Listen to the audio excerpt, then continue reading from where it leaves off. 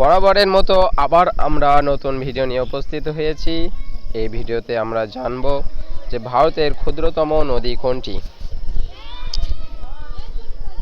অর্থাৎ ভারতের সবথেকে ছোট নদী কোনটি। তো ভারতের ছোট নদীটি রয়েছে রাজস্থান রাজ্যে, যার নাম হচ্ছে অর্বরী, যার দৈর্ঘ্য হচ্ছে ৪৫ কিলোমিটার। এ প্রসঙ্গে জেনে রাখা ভালো যে ভারতের দীর্ঘতম নদীটি হচ্ছে গঙ্গা, যার দৈর্ঘ্য হচ্ছে ২৫২৫ বা কোনো কোনো বইতে থাকে ২৫১০ কিলোমিটার। যদি এটি ভারতে শুধুমাত্র ২০৭১ কিমি দৈর্ঘ্য নিয়ে অবস্থিত। তাই আমাদের জানা হলো আজ যে ভারতের ক্ষুদ্রতম নদীটি হচ্ছে রাজস্থানের অর্বরী নদী, যার দৈর্ঘ্য ৪৫ কিলোমিটার, এবং ভারতের দীর্ঘতম নদীটি হচ্ছে গঙ্গা, যার দৈর্ঘ্য হচ্ছে ২৫১০ বা ২৫২৫ কিলোমিটার।